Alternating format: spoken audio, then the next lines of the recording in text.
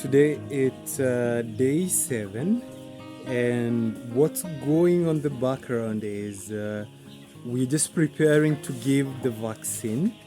And as I said, as being an early morning, what you need to do is you need to remove your water drinkers, and as usual, I'm being assisted by the farm manager. And of course, we also have a new employee, and as we look forward to scale the Afrifama enterprise. So the first step is to ensure that you remove all the water drinkers, and then as we continue, you can also be able to see we're also removing the feeders, simply because we want to also do the raking. As you can be able to remember, in our previous episodes, once we started the vlog, we used to say every morning it's important to do raking. And why do you do so? Because as you can be able to observe toward this end and that other end, there is the panning, and the pan is like a cake, which is it's composed of fecal material from the birds. And we said, as a farmer, you want to minimize the rate of coccidiosis at your farm. So what's the best way to do that is that every morning, especially once your birds are reaching day 7, ensure that you do the raking.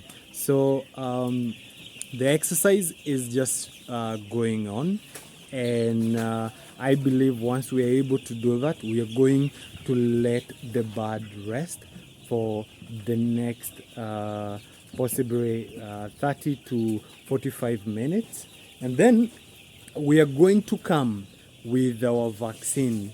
And the moment we come in, it's going to be easier. I mean, they will be thirsty enough, and eventually every bird will be gasping for water. And we said this is so essential to ensure that every bird is vaccinated. And look at them, they are all coming close. How amazing they are. And something else to note is they are growing feathers. It's just unbelievable. We received this batch on 7 days ago. I think it was on a Monday, and here we are on another Monday morning, and it's such a beautiful, beautiful sight.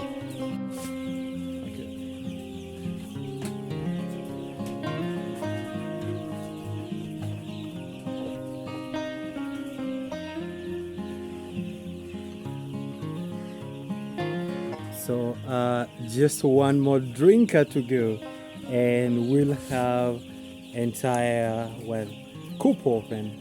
And as usual, we say biocheck. I have my gumboots on, and now I can be able to go into the coop, and so I can be able to give you guys a close-up of the same.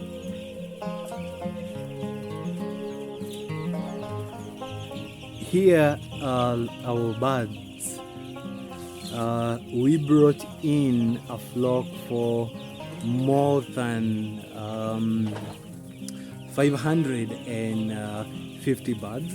However, I know most guys are waiting for the update. So surprisingly, I would say we've had mortality cases, which again, it's surprisingly, we have never had this before. We had a minor accident here at the farm on day 5.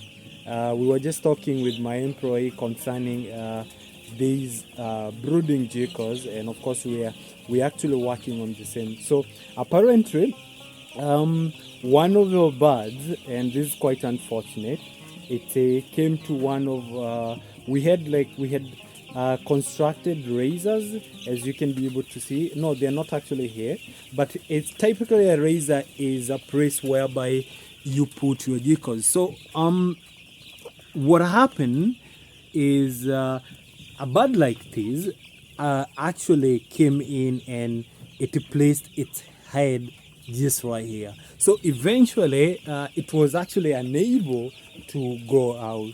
And since I believe was due to the heat and the struggle and strangulation for many birds, we ended up losing that bird. Also on day one, we also lost another bird as well. I felt maybe that might have been not on our case, but due to exhaustion. And lastly, I think, Kashindo, when did we lose another bird? When was that? The day we lost? Thursday. What do you think was the issue? It's not normal issue. Mbona nini ili happen? So yeah, kitu ambayo ili happen, tulimuona tu kwa kitovu, yani kwamba hakupoa, yani ile hakupona ile kitovu. So ikaleta shida kwa sababu ya maganda. So ikawa natoneshwa akawa. Okay. So as you've heard, it's believed the cause of the death for that bird is possibly he did not heal when he came in, because as you know, when they are done at the hatchery, there is usually that soft spot, and yeah, that can be a huge issue. So nevertheless, we still have 547 birds as for now, and I'm actually happy with the progress so far. Let's dive in. Let's get to see them in action. As I mentioned earlier on, it's important that every morning, regardless of which stage you're in, to ensure that you do raking to your litter. And as usual, my farm manager is doing a fantastic work all the same. So most people wonder why should I do raking every morning? And I want you to observe, just close a look of our beddings or what we use as a sawdust. Once you do your raking, that's the difference, because the top layer, which is like a cake, where the little birds have helped themselves or they have defecated, it's usually now it kind of goes down. And if you want to reduce the mortality rate, you need to ensure that your birds don't have any contact with the fecal materials. I mean, it can always be there, but you want to minimize that the sawdust does not become wet. So this exercise is going to take the next few minutes, because obviously this is just brooding space, and it's not huge. It's just a space which is just holding 547 birds. Now that unfortunately, and I mean unfortunately, we lost our 3 birds. But I want to insist this wasn't due to negligence on our end. This was due to, well, what you call natural disaster. Look at them. I just love how they go towards one end when this is being done. I would say I've always been dying inside to share with you the progress of our day 7 birds. And most of you, I know, they're wondering what happened to the previous batch. Now, apparently, one day, as usual, you know that I do recording. I do all my recording using my phone. So one day, I did all the recordings for day 7. And when I went to do the editing, you can believe what happened. So I used my data cable or power cable. I wanted to transfer all the vlogs that I have done for that day so I can be able to edit them. And unfortunately, I ended up losing all the data, and I was only left with just few episodes of the same. It was just sad, and Yeah, because this is essential. As a farmer, you need to understand why you should take care of your birds. It's day 7. So the raking is still ongoing on, and we are actually almost done. So I wanted that we are being done with the raking, and oh, look at all these birds. They are all coming close to me. It's as if I'm actually preaching a good gospel. Some of them are biting at me, yeah? So our birds are just amazing. I wanted once we are able to finalize the raking, we will now go ahead and administer our first vaccine. And I said, day 7, it's very essential for you as a farmer. You need to administer your first Newcastle vaccine. Look at them! It's just unbelievable. They are all coming to me. I just love these. It's just unbelievable, yeah? Hey, friends.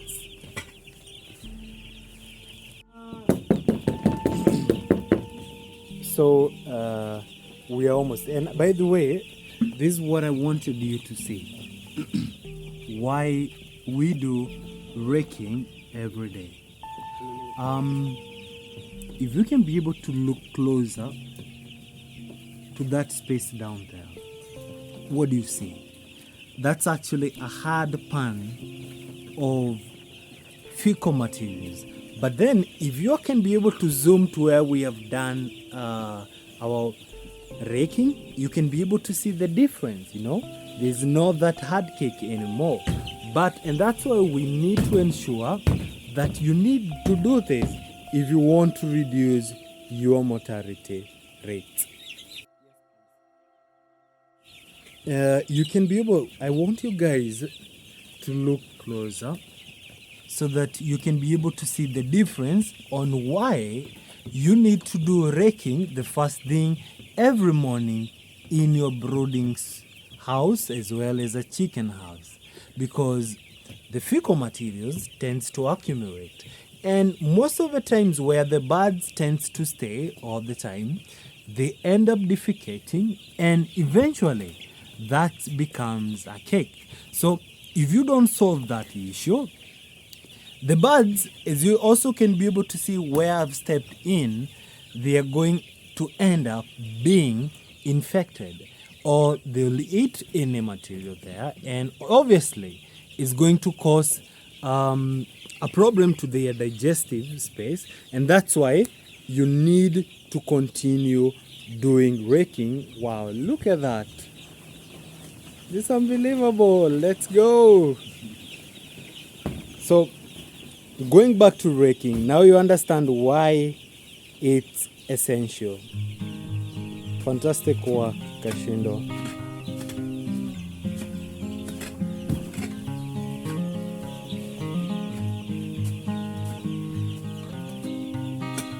So on that other end, we have our birds. They are playing catch. Who's gonna catch me? It's mine. Let's go. There we have it. Damn, super good. I usually love enjoying them play this game. They are being attracted. Whoa, whoa, whoa. Now that is not a good sign. Come on, guys. So that's a sponge, and sometimes chickens are just interesting, aren't they?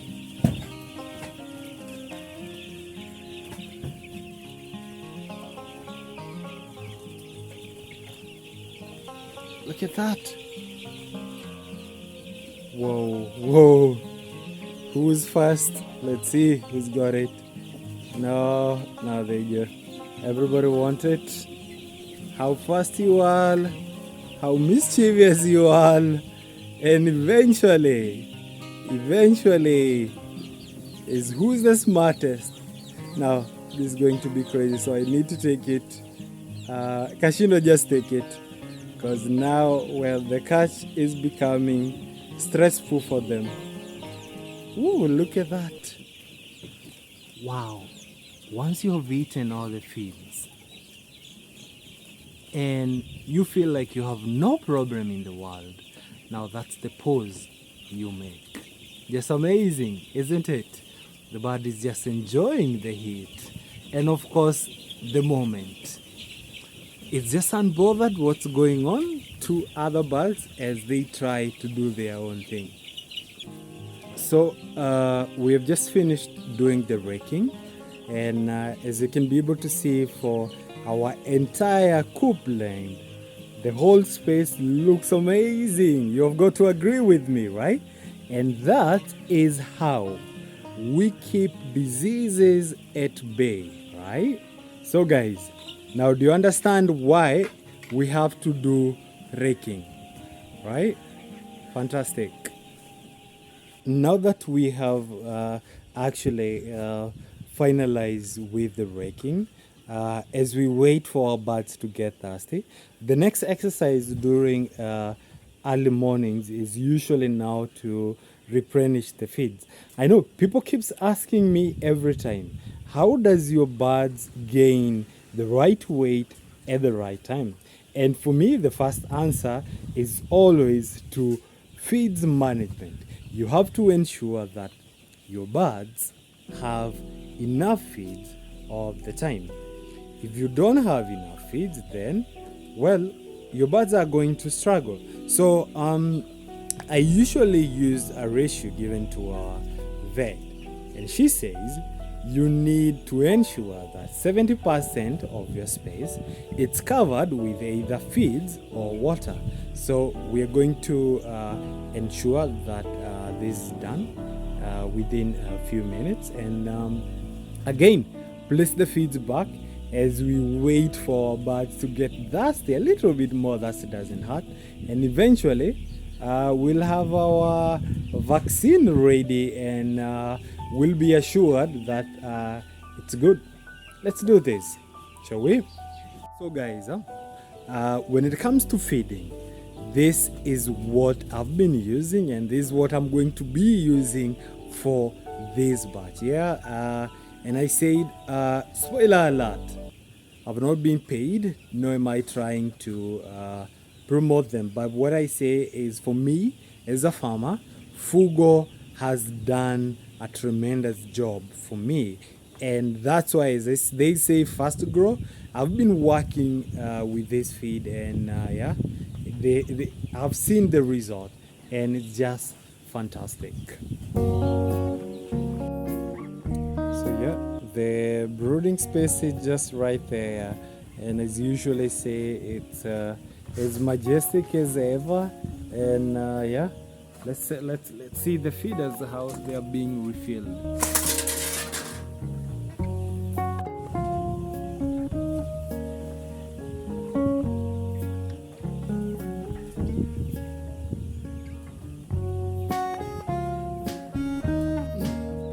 In this process, we are removing the wood shaft. And as I said, because as you can be able to see from other, they are usually enclosed. And since our birds, they are still, 7 days old, you don't give them the bigger feeders. So what happens is, every morning, you have to come back, look at your feeders, and try as much as possible to remove all the wood shavings which have gotten inside the feeders, and then you will be able to replenish the feeders themselves. That way you'll be assured that your birds will be able to get as much feeds as possible. You see how fantastic that is. It's not complicated, it's very easy. Yet again, it's very essential. And if you are a small time farmer, you can always use this kind of feeders. One is because as you can be able to see here, and we'll be shooting it inside, is we only have small opening where the birds are able to feed from. And then two is it saves you the hassle of feeds wastages unlike if it's open. And then the third one is it helps to stop the rate of diseases, because if there is no waste getting inside, then you are assured whatever your birds are consuming, it's safe. It's not their own fecal material. Now you know, right? We keep learning every day here at Afrifama.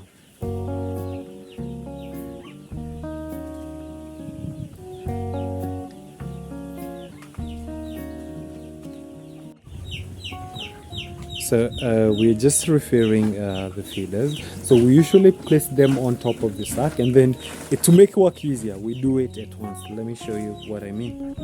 See that? It's just fantastic, right?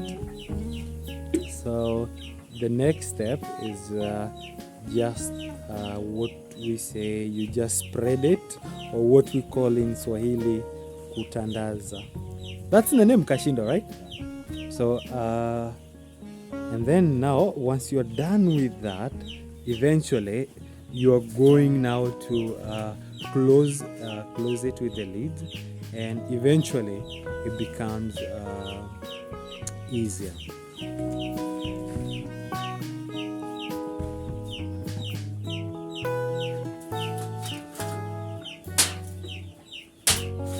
So let me show you guys what I mean by that.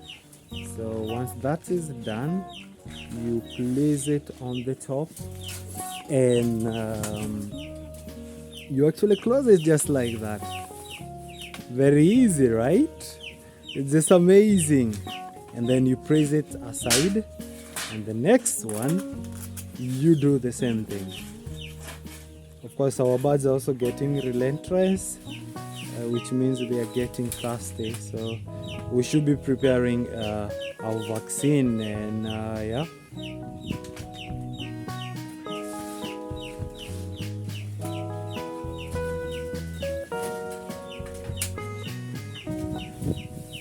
and an easy magic just like that, and they are done. So I'm just going inside. So as he's doing that, he's going to be giving me some of the feeders, and I'll be placing them inside. So our birds are still resting and waiting, and remember, the goal of making sure that there is no water during vaccination is to ensure that they get as thirsty as possible, and eventually you can be able to work on that. All right, so just get the feeder just like this, and then eventually I'll just place it somewhere a little bit far low, somewhere like this is a good spot, and you'll be able to see them. Now this is what happened. Eventually all of them, they'll just start eating, and I want also to observe it minimizes the risk of feeds wastages. So maybe something else to observe is also when you're feeding, to reduce how you place the feeders on top, because if you feeds up to the end, it's going to, well, as they are trying to eat, it's going to come out. Maybe there's something I should also communicate to the farm manager. So feeder like this one usually can be able to feed for most likely 30 birds. So let me get the others as well.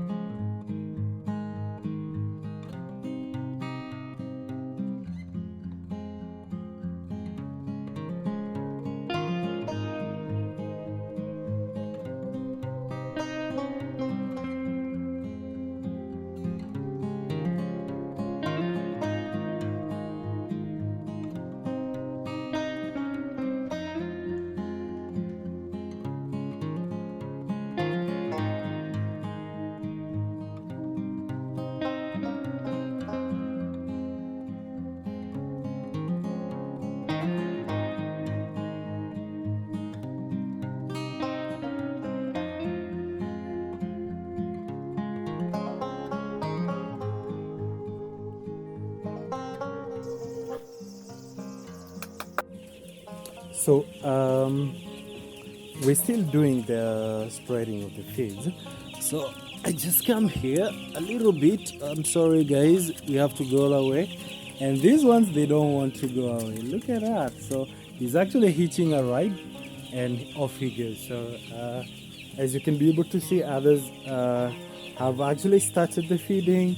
And so what I'm trying to do is to place these feeders in different spots. So we have one right there, and as you can be able to see how effective it is. So we also have another right there. We have placed this one here. We have another one there. So eventually how we do it is to ensure that we have these feeders placed all across our coop to ensure that this is effective for their own good.